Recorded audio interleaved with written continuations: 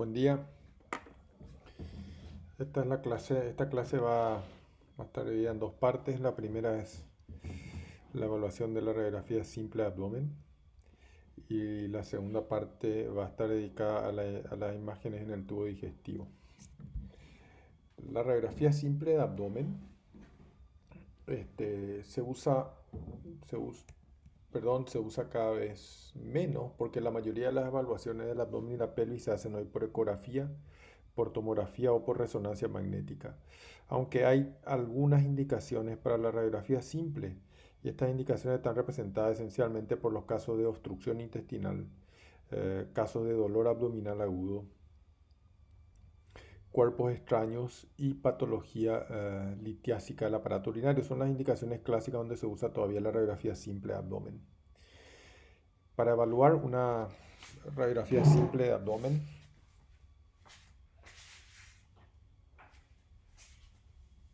continúo, para evaluar una radiografía simple de abdomen o al evaluar hay que fijarse en cuatro elementos. El primero es cómo es el patrón de gas intestinal, cómo está distribuido el gas en el intestino. El segundo elemento es hay o no niveles hidroaéreos. El tercero es hay o no gas extraintestinal. Y por último, ver opacidades anómalas, calcificaciones o de otra densidad. Vamos a empezar por la evaluación del patrón del gas intestinal. La mayor parte del gas que vemos en el tubo digestivo entró ahí por deglución. La menor parte es por fermentación. Obviamente vamos a ver menos gases si el paciente está en ayunas o si tomó laxantes. Eh, la distribución del gas, en cuanto a la distribución, digamos en el estómago, prácticamente siempre hay algo de gas. En el intestino delgado o no hay gas o hay gas en dos o tres asas.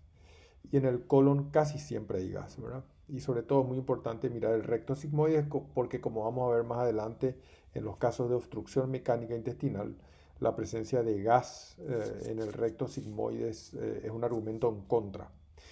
Eh, Hay que distinguir lo que es una distensión de lo que es una dilatación. La distensión es normal, cuando hablamos de distensión es normal, si decimos hay distensión por gases, eso es normal, cuando hablamos de dilatación, eso es patológico.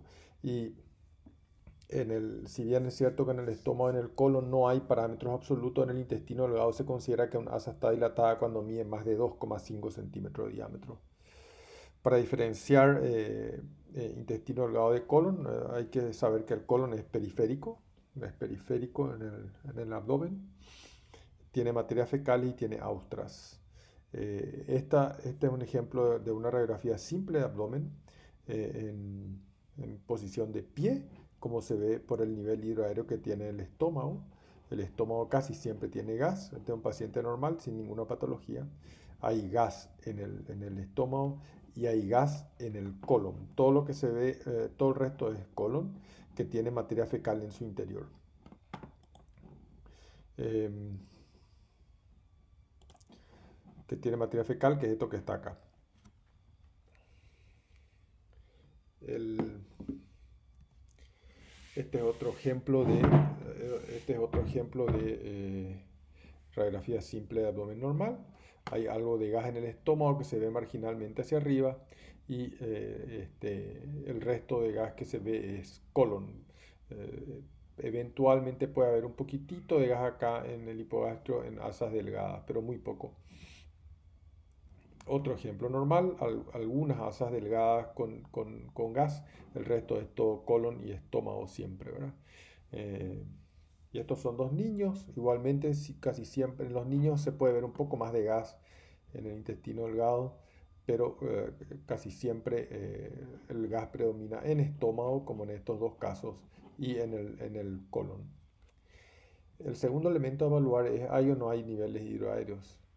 Y hay que saber cuándo eso es normal y cuándo eso es patológico. Para empezar, para ver niveles hidroaéreos es necesario que los rayos X tengan una orientación horizontal o paralela al piso. Hay dos formas de hacer esto, o poner al paciente de pie, como se ve en esta foto acá arriba, o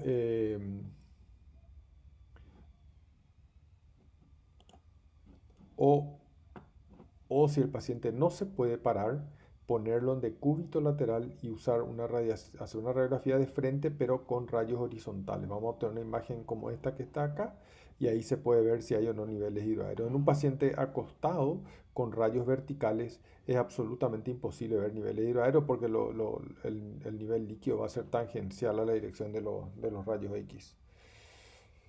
Los niveles hidroaéreos son normales en el estómago, donde se ven casi siempre, como acabamos de ver. En el intestino delgado puede haber hasta 2 o 3 niveles hidroaéreos y en el colon habitualmente no. Recuerden que la función del colon es absorber líquido, entonces en general el colon tiene gases adentro, pero no tiene habitualmente líquido, aunque puede haber todavía un poco de líquido en el ciego tenemos ahí en ese caso algunos niveles hidroaéreos aislados. De nuevo, este mismo ejemplo, acá hay un nivel hidroaéreo en el estómago, eso es normal. Puede haber un pequeño nivel hidroaéreo acá en el ciego y hasta ahí, ¿verdad? En cuanto al gas extraintestinal, es siempre anormal. El gas extraintestinal o intraperitoneal se llama neumoperitoneo. Indica gas libre en el peritoneo y traduce prácticamente casi siempre una perforación en el tubo digestivo. O sea, el gas se escapa al peritoneo desde el tubo digestivo. Eh, las causas más frecuentes son dos: la perforación de úlcera gastrodenal y las complicaciones postoperatorias, las dehiscencias de sutura que ocurren en el postoperatorio inmediato y más raramente una perforación apendicular o diverticular va a dar neumoperitoneo porque habitualmente cuando perforan suelen estar localizados los procesos inflamatorios. El gas siempre se va a acumular en la parte más alta de la cavidad. Esto en un paciente que está en posición de pie va a ocurrir debajo de los diafragmas. Eh, el otro signo de neumoperitoneo es la visualización de ambos bordes de la pared intestinal.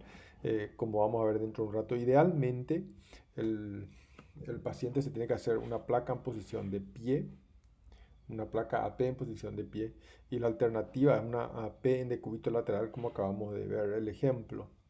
Este es un paciente con neumoperitoneo. Y el primer detalle que llama la atención es que el neumoperitoneo se ve mucho mejor en la radiografía de tórax. Eh, Se ve mucho mejor en la radiografía de tórax. En los dos casos, en la derecha tenemos una radiografía de tórax, a la izquierda una radiografía de abdomen simple. Y el neumoperitoneo se ve mucho mejor en la radiografía de tórax porque en una radiografía de tórax, la radiografía de tórax habitualmente está centrada más o menos a la altura de los diafragmas. Entonces, eso queda en el centro de la imagen y es más fácil de ver. Acá lo que vemos es debajo del diafragma derecho, densidad aire. Si ustedes recuerdan el viejo, lo que ya varias veces le dije, que para que algo se vea en radiología tiene que tener al adyacente algo de densidad diferente. Normalmente por debajo del diafragma derecho está el hígado, que tiene exactamente la misma densidad, por lo tanto no se puede ver el diafragma.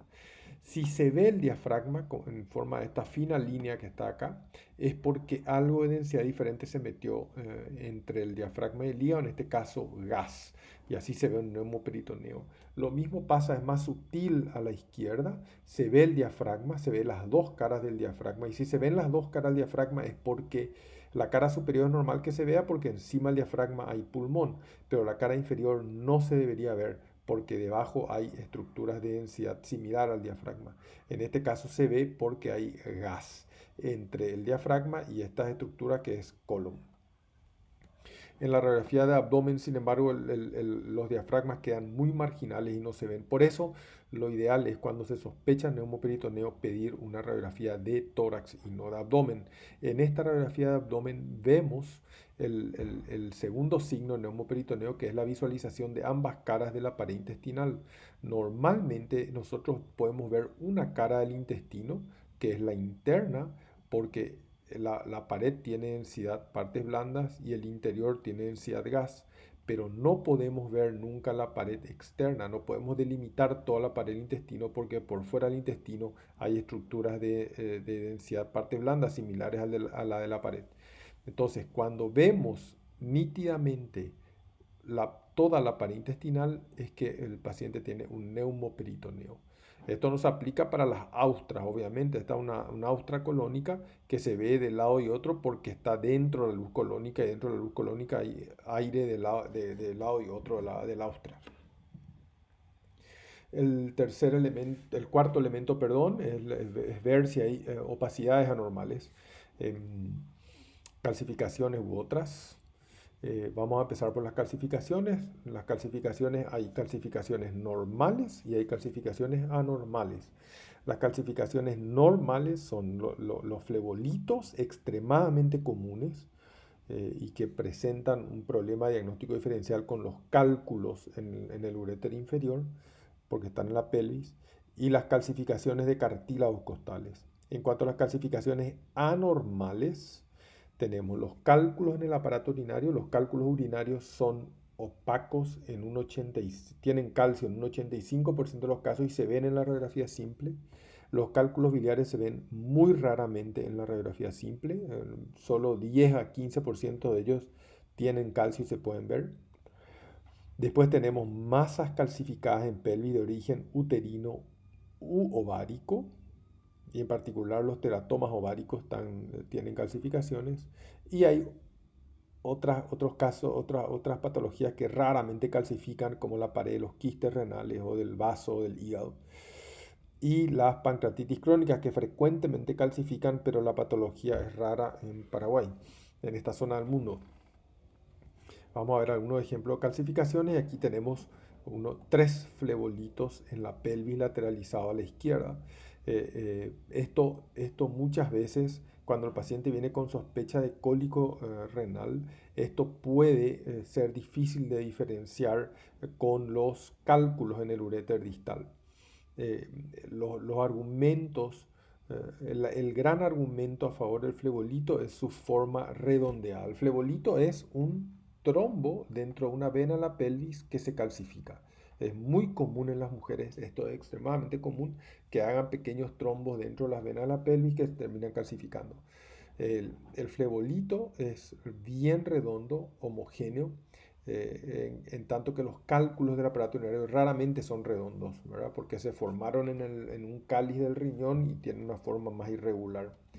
Eh, el otro elemento que que ayuda a diferenciar es que cuando las calcificaciones están por debajo de la línea biisquiática. Esta es la línea biisquiática, la línea que une las dos, la biciática, perdón, la línea que une las dos espinas ciáticas. Acá a la derecha no se ve bien, pero a la izquierda se ve bien. Si están por debajo de la línea biciática, las calcificaciones son flebolitos. Si están por encima, pueden ser flebolitos, podemos tener flebolitos por encima o pueden ser cálculos, pero si están por debajo es muy poco probable que sean cálculos ureterales porque el meato ureteral se encuentra a la altura de la línea biciática.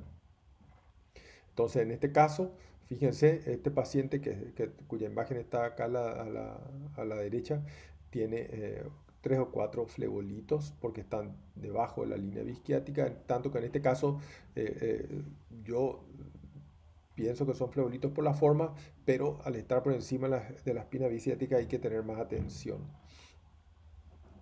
Em,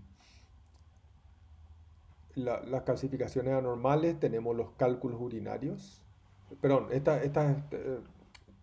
es un ejemplo de calcificación de cartílagos costales que se ve en los hipocondrios. También es muy frecuente, sobre todo en mujeres. Las mujeres tienden a calcificar los cartílagos costales y ven estas opacidades de densidad cálcica que continúan a las costillas, en este caso de forma más groseras, y en este caso de forma más alargada, como en vías de tren, en el hipocondrio izquierdo de esta paciente, que también tiene cálculos en el riñón. Entrando en las calcificaciones anormales, las más frecuentes son los cálculos urinarios, en este caso cálculos proyectándose sobre los dos riñones. En este otro caso son cálculos más pequeños, todos de densidad cálcica múltiple sobre los dos riñones. Eh, y en este caso hay varios puntiformes sobre el riñón izquierdo y uno un poco más grande en el uréter, proyectándose sobre lo que sería la porción superior del uréter. En cuanto a los cuerpos extraños opacos o de densidad metálica, bueno, tenemos en este caso un niño que tragó dos monedas. Las dos monedas están presumiblemente ya en el ciego por el lugar donde se proyectan. No todos los cuerpos extraños son de densidad cálcica. En la imagen de la izquierda tenemos una opacidad totalmente irregular, proyectándose sobre la región umbilical. Y esto corresponde a un tricobezoar. Son estos pacientes que se comen el pelo por problemas emocionales, terminan formando una pelota de pelos dentro del estómago que adopta esta imagen, digamos. Y este otro caso, un montón de opacidades de densidad de partes blandas, bien regulares, cilíndricas, algunas redondeadas, en un paciente que había en una mula, estos pacientes que ingieren cocaína en saquitos. Los cuerpos extraños pueden estar no solamente en el abdomen, a veces se quedan trancados arriba en el esófago a nivel del cuello, como en estos dos casos, uno que tragó una moneda y otro que se tragó una tapita, que quedan trancados en el cuello. Eh, en cuanto a la técnica para la radiografía simple de abdomen, lo ideal, la incidencia esencial es la AP en decúbito. Aquí yo les puse en rojo cuando el método es lo mejor, el AP en decúbito es lo mejor que hay para ver el patrón de gas y para ver las calcificaciones. No sirve para nada, por eso es tan blanco, para ver niveles hidroaéreos, y podría servir para ver gas extraintestinal cuando vemos los dos lados de la pared intestinal. La segunda incidencia es la AP de pie. Esta incidencia es imperativa para ver oclusión y sospecha de neumoperitoneo. O sea, básicamente es lo mejor que hay para ver niveles hidroaéreos, la AP de pie. En el resto podría servir, aunque no es lo mejor que hay. La de toras de frente se usa para ver neumoperitoneo, o sea, para ver gas extraintestinal, es la mejor incidencia. Y la AP en decúbito lateral izquierdo, cuando el paciente no puede ponerse de pie, nos puede servir para ver niveles hidroaéreos y gas extraintestinal. Ustedes ven que en general cada servicio tiene su técnica. Yo creo que lo mejor es hacer una AP en decúbito, una AP de pie y una tórax de frente de pie cuando se trata de un abdomen agudo. Y esto lleva a que son tres radiografías, por eso es que muchos servicios en el mundo evalúan estos pacientes directamente por tomografía computada sin contraste. Una patología que se puede diagnosticar por radiografía simple de abdomen es la obstrucción intestinal y su diagnóstico diferencial, que es el íleo paralítico. La obstrucción intestinal, cuando hablamos de obstrucción intestinal nos referimos a la obstrucción intestinal mecánica. Hay algo mecánico que bloquea la progresión del contenido intestinal. Cuando hablamos de íleo, hablamos de un obstáculo dinámico. Hay una parálisis intestinal, no hay un obstáculo mecánico. El íleo puede ser localizado cuando afecta un asa intestinal que está adyacente a un proceso inflamatorio. Esto se llama asa centinela porque esa asa marca o indica dónde hay un proceso inflamatorio. O puede ser generalizado, como ocurre en los postoperatorios siempre. La obstrucción intestinal mecánica, en la obstrucción intestinal mecánica hay una lesión física que puede estar dentro de la luz, puede estar en la pared o puede ser extraintestinal, pero en cualquier caso, esta lesión impide la progresión del contenido intestinal de forma física. La obstrucción obviamente puede ser completa o incompleta. Y el signo clínico más importante es la detención de heces y gases. El paciente deja de eliminar heces y sobre todo gases, ¿verdad? Aparte hay dolor, hay distensión abdominal y el paciente vomita, obviamente porque no puede progresar el contenido intestinal. Hay una fase inicial en la obstrucción con peristaltismo aumentado, que se va a manifestar clínicamente por un aumento de los ruidos hidroaéreos, y luego, cuando se dilata el intestino, o sea, el contenido intestinal no puede pasar, se va dilatando inmediatamente por encima de la obstrucción, y esto hace que haya un sufrimiento vascular en la pared y el paciente entra en una fase de parálisis. En ese momento no hay ruidos hidroaéreos, ¿verdad? Cuando no hay ruidos hidroaéreos en una obstrucción, eh, probablemente ya hay sufrimiento vascular en la pared. La obstrucción intestinal tiene 4 signos. El más importante es la transición. La transición es proximalmente hay asas dilatadas y distalmente hay asas vacías. El segundo signo es la dilatación. El tercero son los niveles hidroaéreos. Y aparte hay algo que hay que buscar siempre, que es hay o no gas en el recto sigmoide, porque en un caso de obstrucción mecánica no debería haber gas distal. Eh, esto quiere mostrar lo que ocurre con un asa intestinal. El asa intestinal es como es un tubo elástico, como podría ser una media o algo así, que si o sea, es elástico y tiene peristaltismo. Si se obstruye, ya sea por una adherencia, algo extraluminal, o por un tumor, por ejemplo, intraluminal, lo que va a ocurrir es que por encima del nivel de la obstrucción, el tubo se va a dilatar porque es distensible, se va a dilatar y distalmente se va a vaciar por la misma progresión que en el segmento distal está conservada. Entonces el paciente va a tener una transición entre un asa proximal, entre las asas proximales dilatadas y las asas distales vacías. Va a tener dilatación porque está trancado por encima de la obstrucción. Esta asa va a medir más de 2,5 centímetros. Y como se acumula líquido y gas, van a haber niveles hidroaéreos. De hecho, cuando hay una obstrucción, inmediatamente por encima va a haber líquido y después recién más arriba va a haber gas.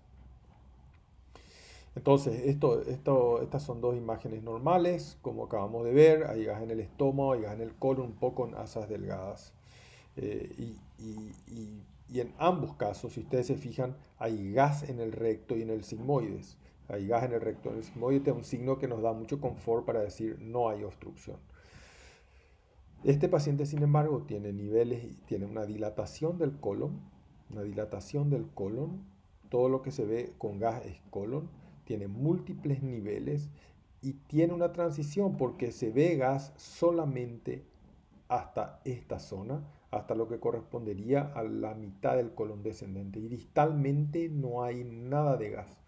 Entonces el paciente tiene transición, tiene dilatación y tiene niveles hidroaéreos. Esto es sugerente de una obstrucción mecánica. Este otro paciente es el mismo paciente, a la izquierda está en decúbito y a la derecha se puso en posición de pie. El paciente tiene dilatación, estas asas delgadas miden más de 2,5 centímetros con seguridad. El paciente al pasar a la posición de pie tiene un montón de niveles hidroaéreos y el paciente tiene una transición porque algunas asas están dilatadas y el resto está vacío. El paciente no tiene gas en el recto sigmoide. O sea, esto es sugerente de una obstrucción intestinal. En la tomografía es aún mucho más evidente, mucho más evidente. Si ustedes se fijan, este paciente tiene todas estas asas dilatadas, están llenas de líquido, están en el centro del abdomen, eh, tienen un calibre aumentado y fíjense lo que ocurre con el colon,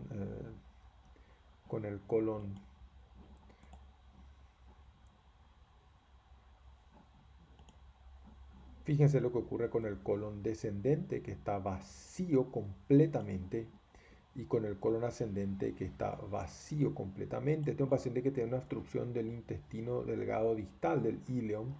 Entonces, lo que está por encima, es decir, todas las asas delgadas están llenas de líquido y muy dilatadas, y lo que está distal a la oclusión, que es el colon en este caso, está completamente vacío. Este signo, la transición, es el signo más importante para diagnosticar obstrucción intestinal mecánica. Este es un tipo particular de obstrucción intestinal que es en asa cerrada. En asa cerrada, a la derecha ya es un vólvulo de colon sigmoides. Es un vólvulo, en el vólvulo el colon sigmoides gira sobre su eje, entonces solamente esa asa está ocluida, el resto, digamos, no. Eh, Esto ya es luego de que se haya desvolvulado el colon. El diagnóstico diferencial de la oclusión es el íleo, sobre todo el íleo generalizado. Pero antes de entrar en ese tema, vamos a hablar algo del íleo localizado, que se llama también asa centinela. El íleo localizado es un asa generalmente delgada que se dilata aisladamente y adyacente a un proceso inflamatorio. Por eso se llama centinela, porque cuando uno ve un asa dilatada focal sin transición, digamos, piensa en hilo localizado. Y, si el proceso inflamatorio es una pancreatitis, el asa va a estar en el epigastrio o en el hipocondrio izquierdo. Si es una colecistitis, va a estar en el hipocondrio derecho. Y así sucesivamente. En la apendicitis, obviamente, en la fosa ilíaca derecha. Acá tenemos dos ejemplos que están marcados con una flecha roja. Esta es un asa dilatada, mide más de 2,5 centímetros, pero no hay transición. Hay gas en el recto sigmoides, por lo tanto no es una oclusión mecánica en este paciente que tenía una peridiverticulitis, perdón. Este otro sí tenía una pancreatitis aguda y el asa está en el epigastrio.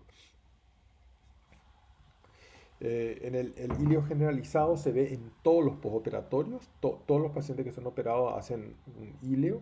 eh, y hay una causa más rara, desequilibrios hidroelectrolíticos que se ven en pacientes con cetoacidosis diabética. Imagenológicamente en el íleo vamos a tener dilatación, vamos a tener dilatación, vamos a tener niveles hidroaéreos, pero lo que nunca vamos a tener es transición. Todo está dilatado globalmente y va a haber gas en el recto sigmoides. Este es un ejemplo de un paciente con íleo paralítico, de cúbito y de pie. El paciente tiene una dilatación del conjunto de asas, pero ustedes ven perfectamente el recto sigmoides que está lleno de gas. Todo está dilatado. Esto que estoy mostrando acá son asas delgadas. Esto que está en la periferia es el colon.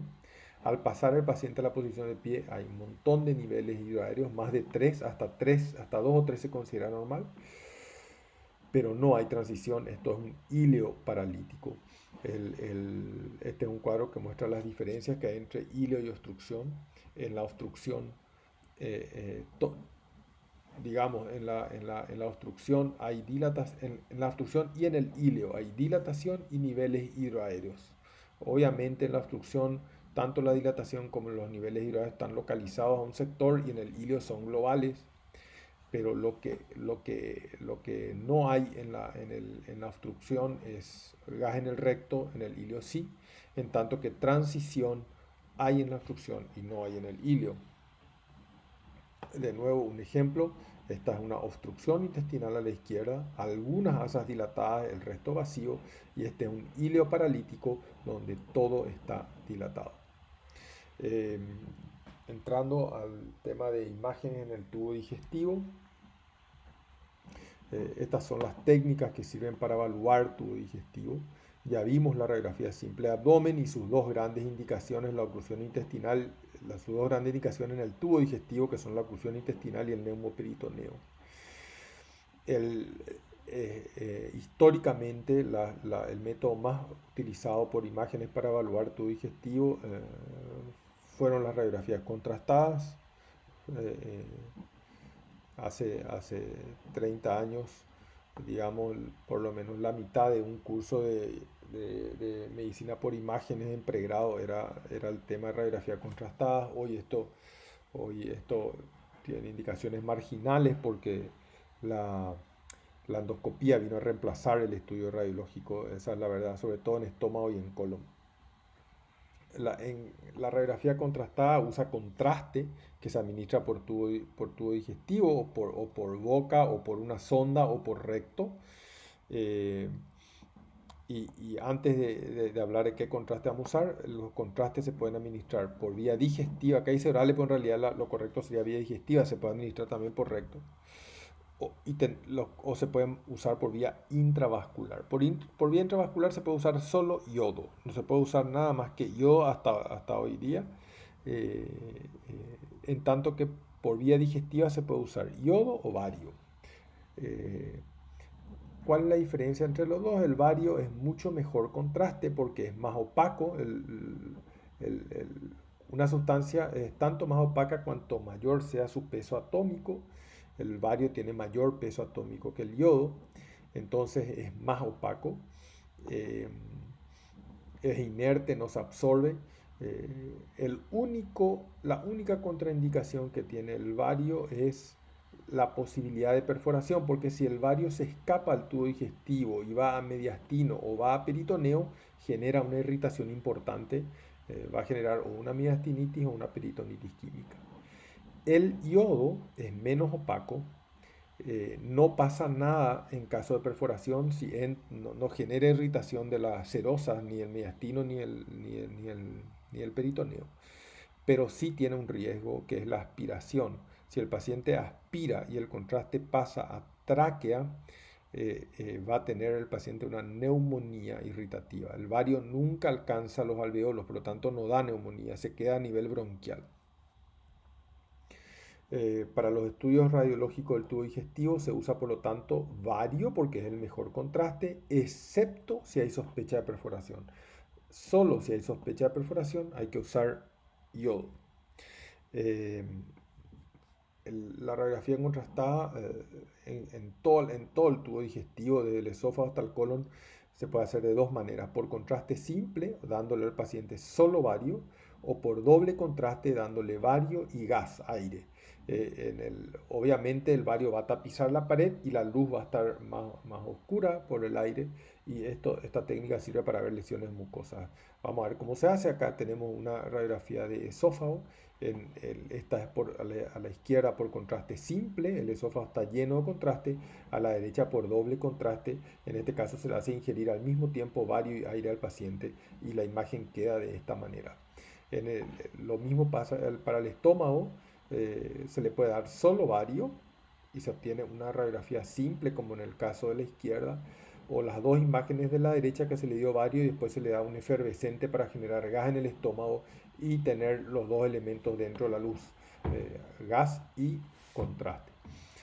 Para el tránsito, para opacificar el tubo digestivo, se puede hacer de dos maneras: por vía oral. El paciente va a tomar alrededor de 1 litro de bario, que va a tardar unas 2 horas en promedio en llegar al ciego; o se puede hacer un sondaje duodenal enteroclisis, en cuyo caso se conecta la sonda, se pasa a través de la sonda en un tiempo mucho más corto, de 10 o 15 minutos. En cualquier caso, el tránsito intestinal es un examen que prácticamente no se hace más, fue reemplazado por la tomografía y la resonancia magnética. Esta es la imagen normal del tubo digestivo cuando el paciente toma contraste por vía oral, y a la izquierda tenemos esa imagen, a la derecha tenemos una imagen de una enteroclisis. Obviamente podemos inyectar mucho más cantidad de contraste más rápido, entonces se dilata el tubo digestivo al máximo. E inclusive se le puede pasar gas y tener un doble contraste también del tubo digestivo.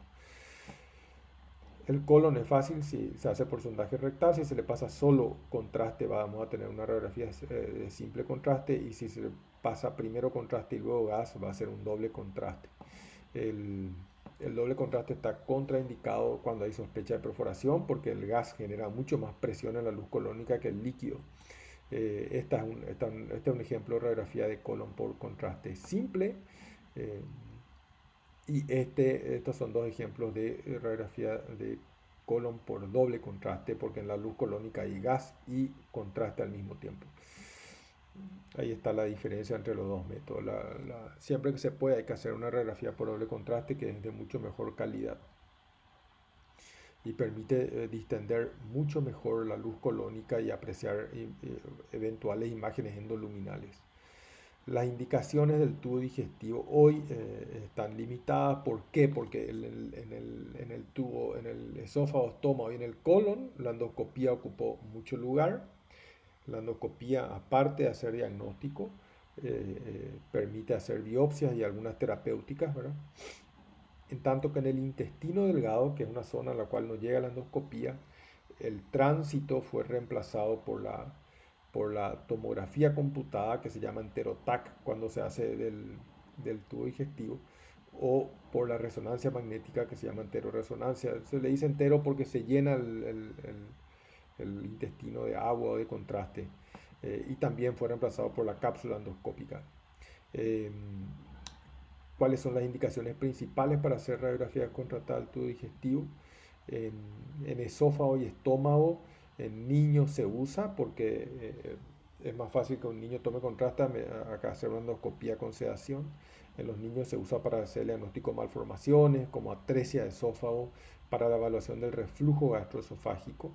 En los adultos se usa todavía, se puede hacer algo que se llama estudio de la deglución, filmar las degluciones mientras el paciente traga contraste. Se sigue usando en el diagnóstico de la hernia yatal y el reflujo. En el megaesófago, también en los trastornos funcionales, divertículos, tumores. Siempre de manera accesoria a la endoscopía. Casi siempre el paciente empieza por endoscopía y si hay alguna duda se hace radiografía contrastada. En particular, la hernia yatal se ve mejor por radiografía contrastada que en la endoscopía. En el intestino delgado prácticamente no tiene indicaciones porque fue reemplazado por la tomografía, la resonancia y la cápsula. Y en el colon, la indicación es de radiografía contrastada es cuando no se puede hacer una colonoscopía o el paciente se niega a hacerse una endoscopía. Cuando la colonoscopía fue incompleta, esa es un 10 a 15% de colonoscopías son incompletas, o sea, el endoscopista no llega hasta el ciego, o sea, no pudo ver todo el colon. Y la tercera indicación es en el caso de tumores para identificación topográfica. Casi todos los pacientes que tienen tumor, a no ser que el endoscopista esté muy seguro, se hacen radiografías contrastadas. Resulta que el endoscopista calcula a qué distancia del recto está el tumor para decir esto está a la izquierda o a la derecha. Sin embargo, la radiografía muestra, o sea, obviamente es fácil imaginar lo catastrófico que es equivocarse de lado, hacer una hemicolectomía izquierda para un tumor que estaba a la derecha. Entonces, en general, los pacientes con tumores se hacen también radiografía contrastada para certificar la ubicación. El, Cualquiera sea el segmento del tubo digestivo que evaluemos, la semiología o la descripción de los hallazgos de lo anormal es la misma, y es bastante simple. Cuando vemos algo anormal en una radiografía contrastada del tubo digestivo, esto puede ser dos cosas, solo dos cosas, o un defecto relleno o una imagen de adición. Obviamente tienen ustedes que interpretar que estamos rellenando una manguera con contraste, ¿verdad? Y si hay un tumor dentro de la manguera, hay una parte de esa manguera que no se va a rellenar, eso se llama defecto relleno. Y si hay una úlcera, por ejemplo, hay algo agregado a la luz que se va a rellenar como una bolsita, eso se llama imagen de adición. La estenosis es una variante del defecto relleno. El defecto relleno se atribuye más, se habla más de defecto relleno cuando es focal, como un pólipo, un tumor, y se habla de estenosis cuando el defecto relleno es más largo. La imagen, y se ven los tumores. La imagen de adición se ven las úlceras y los divertículos. Vamos a ver ejemplos. Este es un estómago, con una radiografía contrastada de estómago, en la cual llama la atención un defecto de relleno. Hay una parte del colon que no se rellenó y no se rellenó porque hay algo ocupando espacio. Este es un caso de un tumor que está en la porción vertical del cuerpo del estómago. Este es un defecto relleno típico. Esta es una variante del defecto relleno, una estenosis. Es un defecto relleno pero más largo y circunferencial. Acá hay un tumor, probablemente el tumor hace esto, como un servilletero, hace esto, reduce el calibre de la luz. Entonces lo que tenemos es un defecto relleno tipo estenosis. Esta es una radiografía contrastada de esófago y esto es un adenocarcinoma esofágico típico. En cuanto a las imágenes de edición, es algo que se agrega a la luz. Esta es una radiografía de estómago en incidencia de perfil y en la cara posterior hay una imagen de edición. Esta es una úlcera. Y el ejemplo a la derecha son dos incidencias de una radiografía de esófago. Hay una imagen de adición y esto es un divertículo esofágico.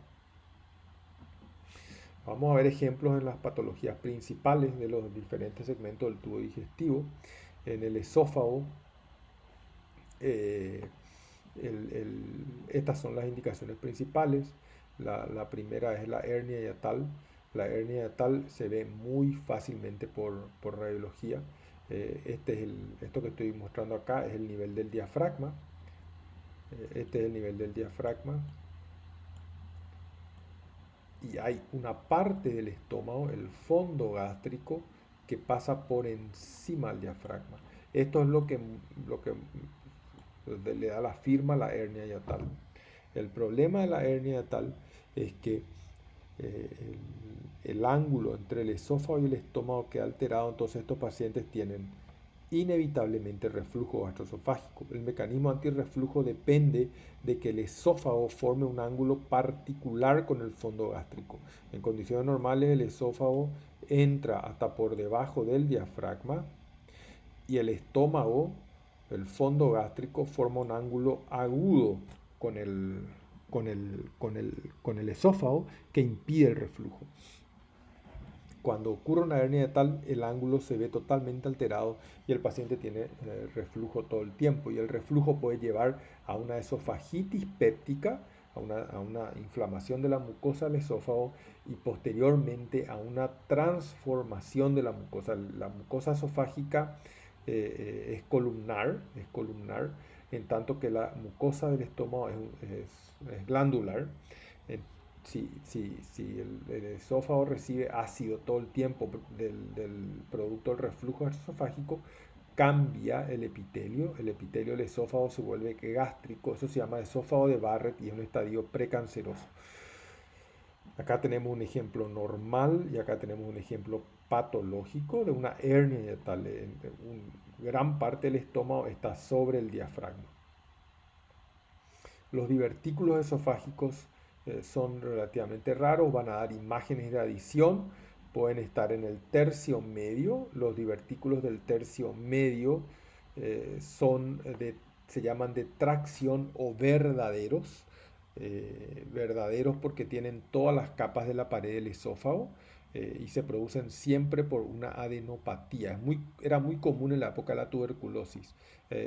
Una adenopatía que crece, se inflama, se adhiere a la pared del esófago y el paciente al curar, la adenopatía se reduce al tamaño de un porotito y, y retrae, estira la pared del esófago porque la fibrosis le pegó la adenopatía a la pared del esófago. Al retraerse la adenopatía genera una saliencia de la pared del esófago que es un divertículo. Los divertículos de tercio medio son siempre por este mecanismo y son los únicos verdaderos.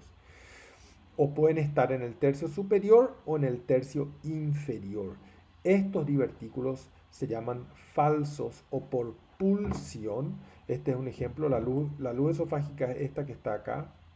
Y esto que protruye como un dedo es un divertículo. Los divertículos del tercio superior y del tercio inferior se producen por una anomalía en la relajación de los esfínteres superior e inferior del esófago. Este divertículo se llama de Zenker, está en el cuello siempre. El paciente tiene un problema por el cual no se relaja el esfínter esofágico superior cuando viene el bolo alimenticio. El paciente deglute, genera mucha presión en la faringe, pero no se abre el esfínter. Entonces, cuando esto ocurre repetitivamente, este aumento de presión súbito que no es aliviado por la relajación del esfínter provoca una herniación de la mucosa en la pared posterior del esófago a nivel del cuello. Y es falso el divertículo porque tiene solo mucosa, es mucosa que protruye a través de las fibras musculares. Este es otro ejemplo de divertículo Zenker. Fíjense, la luz es filiforme. Lo que queda por fuera de la luz es el divertículo, es el saquito o la imagen de adición. El megaesófago es muy fácil de diagnosticar, es una dilatación del esófago que es consecuencia de algo que se llama acalasia. La acalasia hay una pérdida de plexos nerviosos puntualmente en el extremo distal del esófago y lo que está como no se logra relajar, lo que está por encima, producto de la presión repetitiva, se termina dilatando y generando un megaesófago. Recuerden que lo que está dilatado es normal. Lo que está dilatado tiene plexo. Lo que no tiene plexo es lo que parece normal. Es la parte, esto se describe como una estenosis regular en cola de ratón. Se dice porque es bien regular, no es brusca como en el caso de un cáncer. Eh, de nuevo, esto es esófago dilatado con una estenosis bien regular en cola de ratón del extremo distal del esófago. Los tumores, sin embargo, van a dar estenosis de origen muy brusco, como en este caso hay incluso un signo del escalón, o sea, es muy fácil decir de dónde hasta dónde va el problema.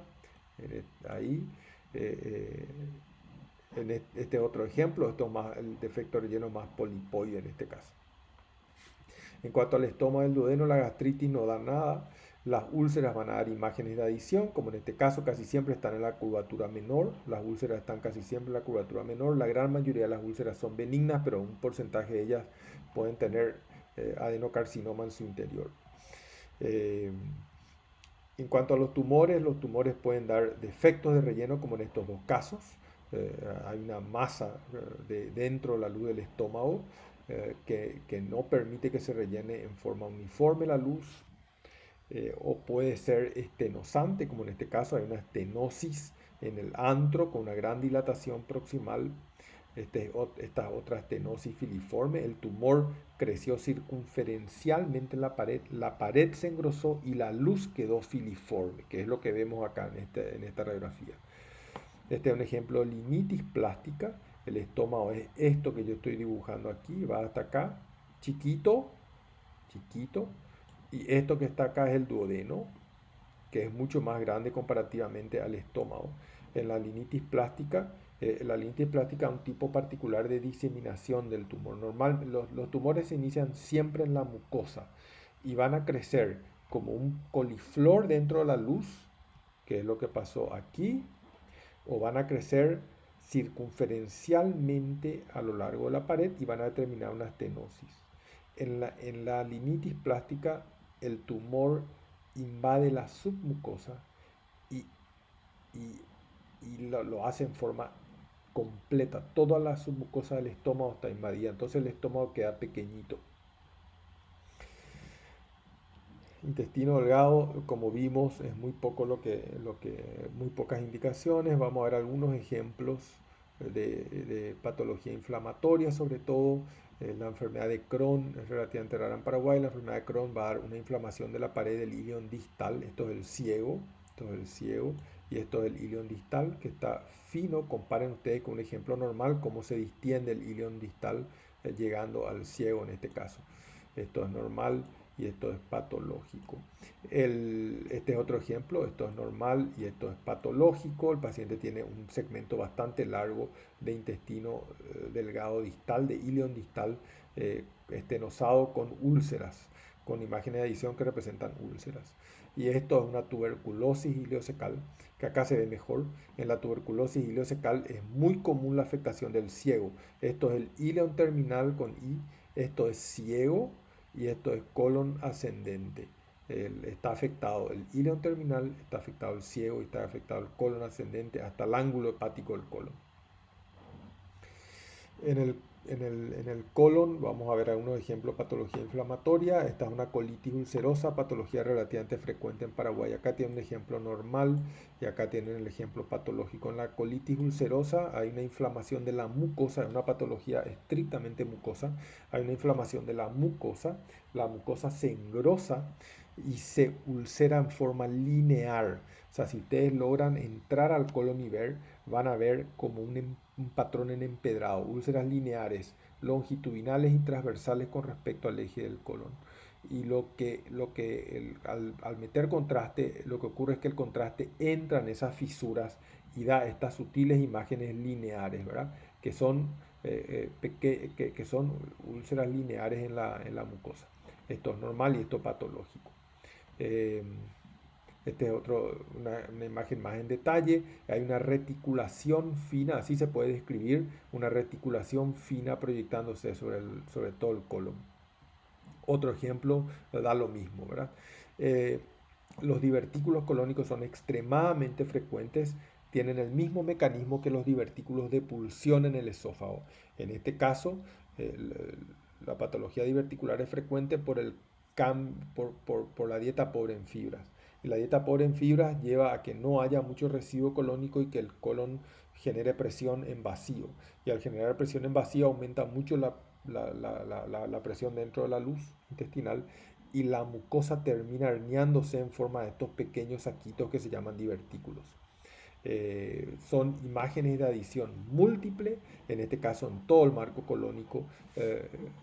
Esto se describe en radiografía de colon doble contraste con múltiples imágenes de adición. El diagnóstico es diverticulosis. Esto es a la izquierda doble contraste, a la derecha contraste simple, pero en ambos casos se ven muy bien las imágenes de adición. Lo mismo que en este caso. La complicación de la diverticulosis es la diverticulitis. En la diverticulitis vamos a ver una estrechez casi siempre en el colon sigmoides, que es el segmento más afectado. Esta zona no se logra distender porque está inflamada, porque uno de los divertículos perforó y generó un proceso inflamatorio. El megacolon es muy fácil de diagnosticar, el mismo principio que la calasia en el esófago. En el megacolon hay una pérdida de los plexos nerviosos, en general en Paraguay secundario a Chagas, de la unión recto-sigmoidea. Entonces el recto tiene un calibre normal, pero es lo patológico, paradójicamente, y el sigmoide y el resto del colon se dilatan, y es lo paradójicamente normal. Eh, los pacientes casi siempre tienen restos de materia fecal que se llama fecaloma dentro por encima. Este otro ejemplo, recto de calibre normal y desde la unión recto-sigmoidea para arriba una gran dilatación que representa el megacolon. Los tumores del colon van a dar o defectos de relleno o estenosis. En este caso hay un defecto de relleno polipoide en la luz del sigmoides. Y en este otro ejemplo hay una estenosis que se llama en mordida de manzana. En el ángulo hepático del colon, esta zona parece una manzana mordida por la estenosis. En este caso el tumor creció circunferencialmente en la mucosa de la pared, rodeando toda la pared focalmente. Acá hay dos ejemplos, un carcinoma estenosante en mordida manzana al recto y otra lesión que es más bien vegetante en la ampolla rectal. Este es un ejemplo de mordida manzana en la unión recto-sigmoidea y acá hay un stop completo. El tumor invadió toda la pared y produjo un stop completo al pasaje de contraste. Luego las radiografías contrastadas, el siguiente método es la ecografía. La ecografía tiene indicaciones limitadas, pero tiene indicaciones. La ecografía puede mostrar engrosamiento de la pared y se utiliza sobre todo para la patología inflamatoria, no para la patología tumoral. Eh, la patología inflamatoria tiene la ventaja, si ustedes piensan, el colon tiene como 1 metro, no se puede evaluar todo por ecografía. Entonces, en la patología inflamatoria, como hay dolor, sabemos dónde ir a buscar. Si tiene una apendicitis, hay que ir a buscar en la fosa ilíaca derecha. Si tiene una diverticulitis, hay que buscar en la fosa ilíaca izquierda. Las indicaciones principales son esas dos: la diverticulitis, la apendicitis aguda, sobre todo en niños y en personas delgadas, porque la ecografía tiene un enemigo y es el aumento de distancia. En las personas obesas pierde eficacia. El ecodoppler tiene una indicación también en el estudio del tubo digestivo y es la isquemia digestiva crónica. Como vamos a ver, la isquemia digestiva o el déficit de flujo sanguíneo al intestino puede ser aguda o crónica. La aguda es indicación de tomografía con contraste, la crónica es indicación de ecografía con Doppler. Acá tienen un ejemplo de diverticulitis. Esto es el colon sigmoides, va hasta acá. Y del colon sigmoide sale un divertículo, que es este que está acá, que está inflamado, lo cual se ve por este color blanco de la grasa que rodea el divertículo. O sea, no hace falta que retenga la imagen, pero sí que sepan que la diverticulitis aguda se ve por ecografía. Este es otro ejemplo, este es el colon sigmoides adyacente a un divertículo inflamado. Y este paciente este es un corte transverso en la fosa ilíaca derecha, esto es el ciego. Y del ciego sale esta imagen que parece un dedo, que es el apéndice engrosado. El apéndice mide 8 milímetros, en tanto que el valor normal de un apéndice es hasta 6. O sea, cuando el diagnóstico se hace por un aumento del calibre del, del apéndice. El apéndice se mide de acá, de su borde, de un borde al otro. Si mide más de 6 milímetros, es sospechoso de apendicitis. Si hacemos un corte en este eje, vamos a tener la famosa imagen en diana, un tiro al blanco del apéndice inflamado. Este es otro ejemplo, el Doppler color ayuda. Este es un corte en diana, esta es la típica imagen en diana, un tiro al blanco. El Doppler color muestra un aumento de la vascularización porque el apéndice está inflamado. La tomografía computada tiene muchísimas indicaciones, sobre todo en la evaluación del intestino delgado. Y estas son las indicaciones más importantes. La hemorragia digestiva es indicación sí o sí de tomografía con contraste. La isquemia también, indicación de tomografía. No hay ningún otro método que evalúe mejor estas dos eventualidades. La patología inflamatoria como Crohn, tuberculosis u otras infecciones como salmonela también se ven muy bien por tomografía. La cuarta indicación es cuando la ecografía no es concluyente. En general se empieza por una ecografía para tratar de diagnosticar apendicitis y verticulitis. Si no es concluyente, hay que ir a una tomografía. En la oclusión también tiene indicación. A veces podemos resolver las oclusiones con radiografía simple, pero si se desea conocer el sitio exacto y la causa, la tomografía es una buena idea. La estadificación de tumores también, todos los tumores se estadifican por tomografía y los tumores intestinales no son una excepción. Eh, en cuanto a la técnica, la técnica viene ligada a la indicación. ¿Cuándo tenemos que usar contraste endovenoso? Siempre, siempre en casos de hemorragia digestiva y en casos de isquemia digestiva. Se usa contraste y en múltiples fases, quiere decir que se inyecta el contraste y se adquiere en fase arterial, venosa, tardía. Si no se usa contraste, no vale la pena hacer tomografía en hemorragia ni en isquemia. También hay que usar contraste sí o sí cuando vamos a estudiar un tumor y cuando vamos a estudiar patología inflamatoria. Y en el resto de los casos, idealmente hay que hacer contraste, aunque no necesariamente. Contraste oral, la tendencia hoy es no usar contraste oral cuando se inyecta contraste endovenoso. Esta es una realidad en todo el mundo. En Paraguay se sigue pidiendo mucho tomografía con doble contraste oral e intravenoso, pero el contraste oral se usa cada vez menos. Y un concepto fundamental que tienen que recordar es que nunca, nunca, jamás hay que usar contraste oral cuando tenemos un paciente con hemorragia digestiva. Yo les voy a mostrar por qué. Y se puede hacer sin contraste, sin ningún tipo de contraste, en pacientes con dolor abdominal agudo, en pacientes con oclusión o con sospecha de apendicitis y periverticulitis, haciendo la salvedad que eventualmente va a ser necesario después completar con contraste. Vamos a empezar por la primera indicación, que es la hemorragia digestiva. Hoy es el método de elección. Reemplazó la arteriografía y siempre hay que hacer sin contraste oral por este motivo. La sangre es hiperdensa, tiene una densidad aumentada con respecto a cualquier otro líquido en tomografía computada, la sangre fresca. Y esa característica se ve solo sin contraste. Este es un estudio sin contraste oral, y este es un estudio con contraste oral. ¿Qué pasa si yo le doy contraste oral? Voy a llenar la luz del intestino con material denso. Entonces yo no puedo saber si hay o no sangre adentro, porque ya eh, eh, porque ya pierdo la posibilidad de diferenciar contenido intestinal normal de sangre. Este paciente, sin embargo, en el estómago tiene material hiperdenso que indica que hay sangre. Por lo tanto, cuando yo tenga que ir a evaluar la fase contrastada, voy a centrarme aquí. Aquí está sangrando el paciente.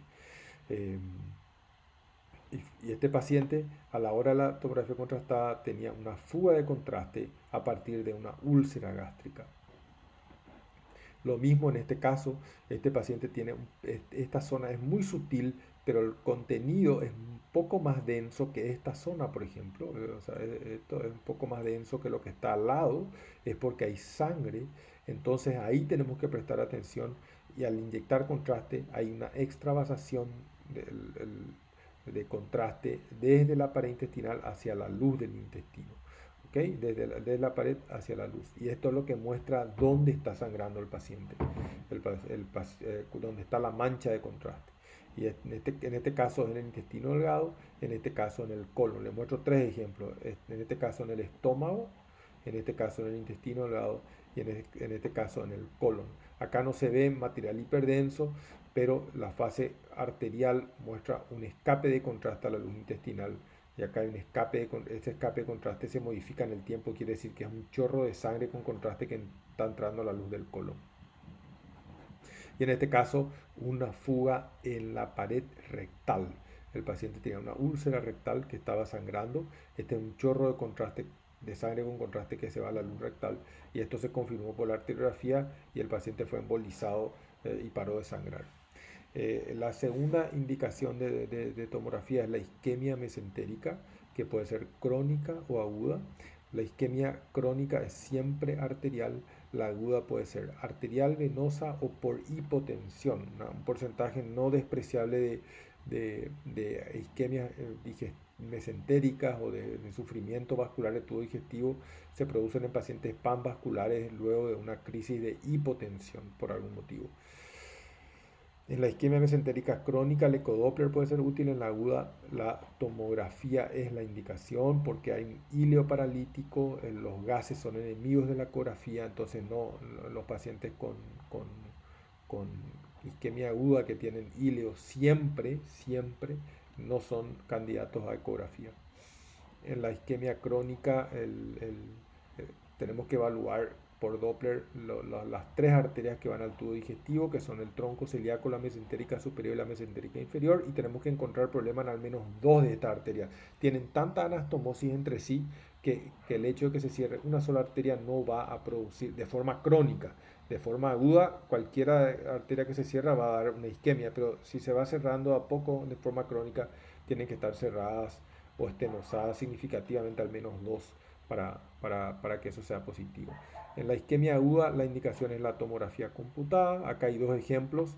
En este caso hay una isquemia arterial. Esta es la aorta abdominal. Por delante de la aorta, a la izquierda del paciente, a la derecha de ustedes está la arteria, e inmediatamente a su derecha está la vena mesentérica. O sea, la posición anatómica es a la inversa a lo que vemos. Este riñón está a nuestra izquierda, pero es el riñón derecho del paciente, porque la tomografía se ve como si la cabeza del paciente está alejada, digamos. En este otro caso, esta es la aorta, esta es la vena cava, esta es la arteria, esta que está acá rellena es la arteria, y la que no se rellena con contraste es la vena, por lo tanto está ocluida. Hay una trombosis venosa y acá hay una trombosis arterial. La trombosis arterial va a producir esto, no va a engrosar la pared permanece fina, pero va a dar fíjense el híleo que tiene el paciente, una distensión de todo el tubo digestivo, en tanto que la isquemia venosa va a dar, como lo que ocurre es la sangre llega a la pared, pero no puede salir, la pared se engrosa y se congestiona. Al mismo tiempo la tomografía puede mostrar que estas asas no toman el contraste y por lo tanto están en sufrimiento vascular. El estadio final es la necrosis de la pared intestinal, que en este caso va a haber pasaje de gas primero a la pared del intestino, esto se llama neumatosis intestinal, y luego al sistema venoso portal, y esto se llama aeroportia o gas en la vena porta. Otra indicación de tomografía son las oclusiones. Fíjense, este paciente tiene una oclusión del colon, todo el marco colónico está dilatado, sin embargo el recto está vacío. O sea, el paciente tiene una transición, la semiología es la misma en radiología o en tomografía. En una transición entre asas colónicas dilatadas y recto vacío. Quiere decir que hay un obstáculo mecánico, el obstáculo mecánico estaba acá. Era un tumor en el colon sigmoide. Se ve mejor en esta reconstrucción coronal. Esto es el íleon terminal, esto es el ciego que empieza ahí, ángulo hepático, ángulo esplénico, colon descendente, colon sigmoides y acá está el tumor. Esto es el tumor y por debajo ya no hay nada. Este es otro ejemplo de la utilidad de la tomografía en apendicitis aguda. En este caso una apendicitis aguda retrocecal. Por detrás del ciego hay una estructura digestiva que mide unos 12 milímetros de diámetro, retrocecal ascendente. Se ve acá, este es el apéndice inflamado. La tomografía es muy buena para el diagnóstico de apendicitis. Por último, la resonancia magnética. La resonancia es competitiva con la tomografía, pero donde es mejor y donde se usa es en la patología inflamatoria intestinal y en particular en la enfermedad de Crohn. Hay algunas otras indicaciones puntuales como puede ser, por ejemplo, la apendicitis aguda en la paciente embarazada que no se le puede irradiar, no se le puede hacer tomografía. Entonces, lastimosamente no corre el video. A ver si no corre el video, pero bueno, la intención era mostrarles cómo se ve una resonancia, cómo se ve una resonancia magnética, cómo se ve una resonancia magnética, eh, una anteroresonancia magnética. El, a ver si me deja insertar el, el video. A ver si me deja insertar. No, no me deja insertar. Ok, eso fue todo. Muchas gracias.